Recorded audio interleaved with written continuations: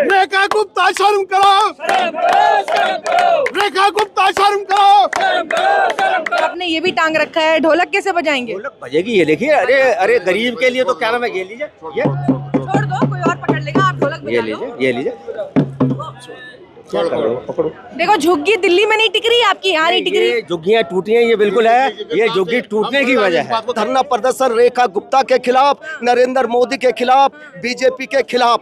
इसलिए क्योंकि गरीबों को सताया जा रहा है। इन्होंने कहा था कि जहाँ झुग्गी होगी भाई मकान हो गए, लेकिन अपने वादे से मुकर गए हैं और उनके गरीबों को सताया जा रहा है, झुग्गी झोपड़ियों को तोड़ा जा रहा है। देखिए रेखा गुप्ता तो वैसे भी एक तरीके से एक्सीडेंटल चीफ मिनिस्टर हैं, क्योंकि अगर ये चेहरे पर अगर चुनाव लड़ा गया है तो ये तो कहीं ना कहीं दूसरे और चेहरे। नमस्कार, तो जनता लाइव देख रहे हैं आप और मैं हूं आपके साथ पूजा। और इस वक्त हम मौजूद हैं यहाँ कांग्रेस का एक प्रोटेस्ट हो रहा है जिसमें कि झुग्गी वासियों के साथ जो अन्याय हो रहा है उसके लिए न्याय की मांग करने ये लोग यहाँ पहुंचे हैं। कि जिस तरीके से दिल्ली में एक के बाद एक झुग्गियों को टारगेट किया जा रहा है, बुलडोज किया जा रहा है, उसको लेकर आज कांग्रेस की ये रैली निकाली जा रही है जिसमें कि विधानसभा का घेराव किया जाएगा। सीएम रेखा गुप्ता से सवाल लगातार पूछे जा रहे हैं कि जो कहा गया था मोदी सरकार में कि जहां झुग्गी वहीं मकान, उस नारे का क्या हुआ? 2500 का जो वादा दिया गया था महिलाओं के लिए वो धनराशि कहाँ है? ऐसे तमाम मुद्दे, तमाम वादे जो भाजपा ने किए थे दिल्ली की जनता से, उनको कब पूरा करेगी?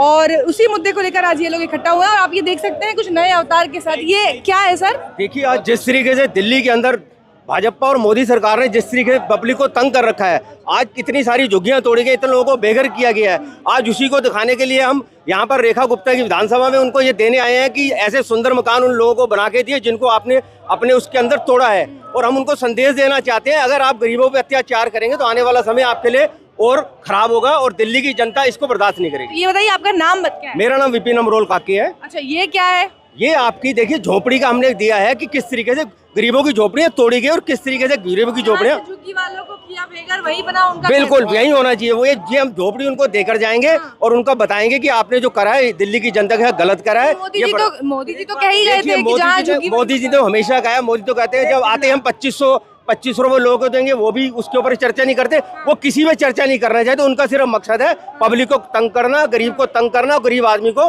हाहाकार करना। यही मोदी का संदेश है। तो सीएम रेखा गुप्ता भी झुग्गियों में अभी घूम रही हैं, कह रही हैं अब नहीं टूटेगी दिल्ली में झुग्गी। अब जो टूट गई है उनका क्या है? उनको भी तो एविडेंस देना। अगर कोई आप चीज तोड़ रहे हो, आपने उनके बनाने के लिए क्या किया? तोड़ने से पहले आपने जो विपक्ष में लोग बैठे हैं वो उनसे आपने सलाह ली, एमसीडी की। आप आज हर जगह गली मोहल्ले के अंदर आपने बुलडोजर चला दिए। ये हम संदेश देना चाहिए, गलत है। 700 करोड़ की धनराशि उन्होंने आवंटित करी है, कह रही है कि आप बनेंगे घर। अच्छा, पहले तोड़ दो उसके बाद बना दो, ये कैसा नियम है? बनाने से पहले ही आपको सोचना चाहिए कि पब्लिक को आपने क्या सहूलियत दी है, क्या नहीं दी है। ये बताइए, गले में ढोलक और ये बाबा साहेब, ये इनकी पोल खोलनी है, हमने उनकी पोल खोलनी है कि आपने गलत, आपने लोगों के साथ गलत करा है और ये चीज बर्दाश्त नहीं की जाएगी। कैसे करेंगे पोल? कैसे? बिल्कुल खोलेंगे, ये पोल ही खोल रहे हैं। ये भाजपा की और मोदी सरकार की, एमसीडी के अंदर उनकी सरकार है, ट्रिपल इंजन सरकार है, 4 इंजन की सरकार की। हम पोल खोलने के लिए यहाँ पर है, ये दिखाने के लिए। बाबा साहेब की प्रतिमा भी लेकर आए। साहब की अगर ये संविधान पे नहीं चलेंगे, आने वाला समय इनके लिए बहुत कष्टदायक है। यही हम संविधान पे नहीं चल रहे हैं, बिल्कुल नहीं चल रहे, ना ये चलना चाहते हैं। क्योंकि अगर उनके संविधान में क्या, अगर किसी को आप उजाड़ रहे हो तो उसे को पहले बसाने का इंतजाम करें। संविधान की नहीं मानते, किसकी मानते हैं? ये मानते हैं सिर्फ अपने आंखों की और अपना जिनके लिए काम करते हैं और जिनके लिए एजेंसियां काम करती हैं उनके लिए, उनको फायदा देने के लिए। तो ये एक बात बताइए कि आपने ये भी टांग रखा है, ढोलक कैसे बजाएंगे? ढोलक बजेगी ये देखिए। अरे अरे गरीब के लिए तो क्या नाम है, ये लीजिए, ये छोड़ दो, कोई और पकड़ लेगा, आप ढोलक बजा लो। ये लीजिए, पकड़ो। देखो झुग्गी दिल्ली में नहीं टिक रही, आपकी यहाँ नहीं टिक रही। ये झुग्गियाँ टूटी हैं, ये बिल्कुल है, ये झुग्गी टूटने की वजह है। बात को कहेंगे हम श्रोता इस बात को कहेंगे, झुग्गी संभाली हुई हमने, बिल्कुल संभाली हुई झुग्गी। अच्छा। बिल्कुल संभाली हुई झुग्गी ऐसी होती है, झुग्गी हिलती रहती है। तो ये तबला बस लेके घूमते हैं कि बजाते गाते भी हैं? नहीं, ये संदेश है गाने का नहीं। हम ये संदेश देने आए हैं कि दिल्ली की गरीब जनता के साथ जो अत्याचार कर रहे हैं उसको रोके। अरे काकी जी, मैं ये पूछ रही हूँ कि तबला बस बजाने के, दिखाने के लिए नहीं है। कांग्रेस सत्ता में रहे ना जाए, वो हिंदुस्तान के हर उस व्यक्ति की लड़ाई लड़ती है जहां वो परेशानी में होता है। ये कांग्रेस का उद्देश्य रहा है और रहेगा। नाम क्या, आपका नाम क्या है?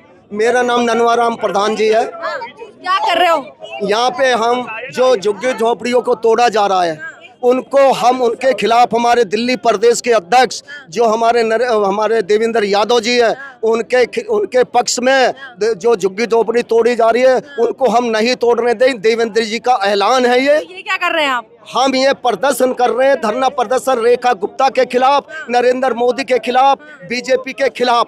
इसलिए क्योंकि गरीबों को सताया जा रहा है, गरीब दलितों के साथ में बहुत अत्याचार हो रहा है, गरीबों के साथ में बहुत जो अत्याचार हो रहा है। और झुग्गी झोपड़ी, इन्होंने कहा था कि जहाँ झुग्गी होगी भाई मकान हो गए, लेकिन अपने वादे से मुकर गए हैं और उनके गरीबों को सताया जा रहा है, झुग्गी झोपड़ियों को तोड़ा जा रहा है और उनको कुछ नहीं दिया जा रहा। शीला दीक्षित ने हजारों मकान दिल्ली के अंदर बना रखे हैं।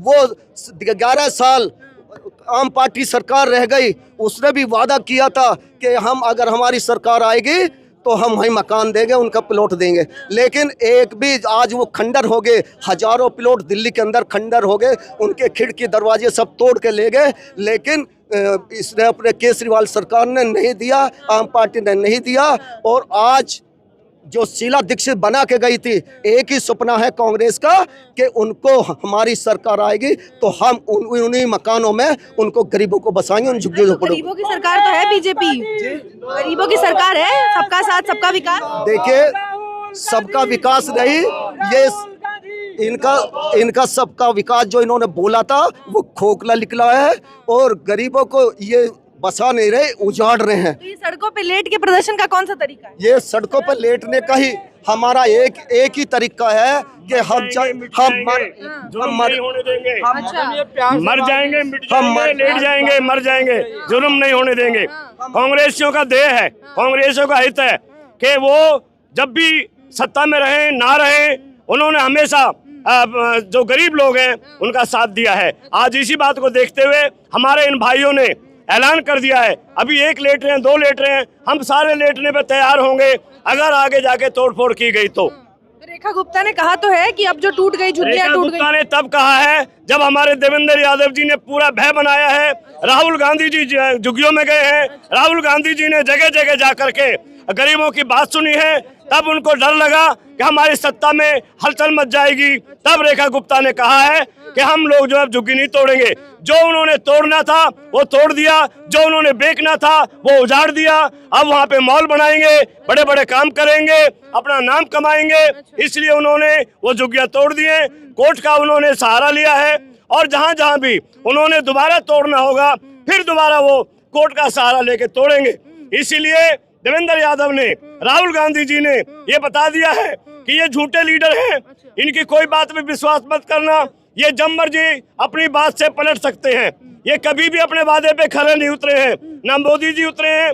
और रेखा गुप्ता तो बेचारी 4 दिन की आई है, वो मोदी जी के बेचारी है रेखा गुप्ता, बेचारी समझते हैं, महिला है वो, इसलिए हम उसको बेचारी कहते हैं। महिला है तो बेचारी, हाँ बेचारी है, महिला है वो, और इसलिए वो काम मोदी जी के कहने पे कर रही है। वो हम आपको बताएं, वो फिर पलट जाएगी, फिर तोड़ फोड़ करेंगे, जो मोदी जी कहेगा वो देश में होगा। रेखा गुप्ता शर्म करो, रेखा गुप्ता शर्म करो, रेखा गुप्ता शर्म करो। तो वो कह रही जो है, सरकार की कमी है, सुनिए भाई साहब, सुन लीजिए। वो कह रही है सरकारी जमीन पे घर बने थे तो तोड़ना जरूरी है ना, दिल्ली का सौंदर्यीकरण करना है। नहीं तो ये कह के क्या आए थे, ये तो कह के आए थे जहाँ झुग्गी वहाँ मकान। इन्होंने देश को और जनता को, दिल्ली की जनता को, खासकर झुग्गी झोपड़ी वालों को गुमराह किया है, झूठ बोलकर वोट लिया है।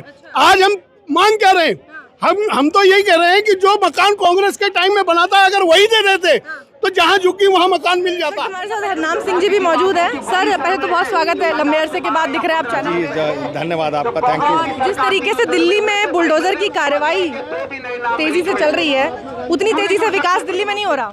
देखिए, ये लोग तो हमेशा लोगों को विस्थापित करने के लिए आए, डिस्टर्ब करने के लिए आए हैं। कभी हिंदू मुस्लिम की पॉलिटिक्स कर रहे हैं, कभी शमशान कब्रिस्तान की पॉलिटिक्स कर रहे हैं, कभी मंगलसूत्र की पॉलिटिक्स कर रहे हैं। तो ये एक तरीके से तोड़फोड़ की राजनीति कर रहे हैं, सड़कों के नाम बदलने पे राजनीति कर रहे हैं। डेवलपमेंट तो दिल्ली का अगर कभी हुआ है तो दिल्ली 3 बार, अगर मैं कहूँ तो दिल्ली को 3 नज़रिए में देखना पड़ेगा। पहला, दिल्ली को बनाया है, बसाया मुगलों ने।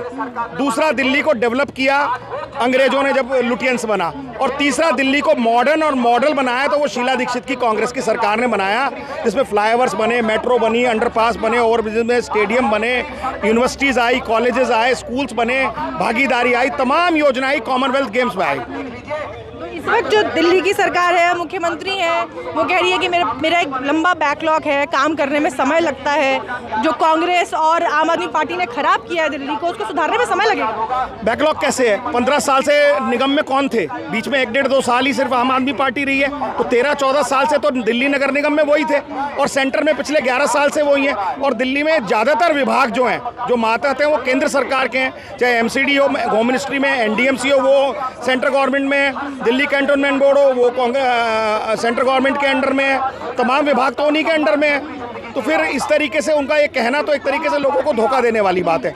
अगर काम करने की इच्छा शक्ति हो तो मैं समझता हूँ वो तोड़फोड़ की राजनीति ना करे। वो गरीबों को जो विस्थापित कर रही हैं और कभी तहबाजारी वालों को हटा रही हैं, कभी रेहड़ी पटरी वालों को व्यवस्थित कर रहे हैं, कभी रिसेटलमेंट कॉलोनी वालों को हटा रहे हैं, और तो और फरीदाबाद के बॉर्डर पर अनंगपुर गांव जैसा जो ऐतिहासिक 700 साल पुराना गांव है, उसको भी तोड़फोड़ का काम कर रहे हैं। तो ये लोगों को केवल उजाड़ने का काम ही कर रहे हैं। जिस तरीके से आप लोग प्रदर्शन कर रहे हैं और जनता जो है वो आक्रोशित है, आपको लगता है 5 साल पूरे होंगे रेखा गुप्ता के?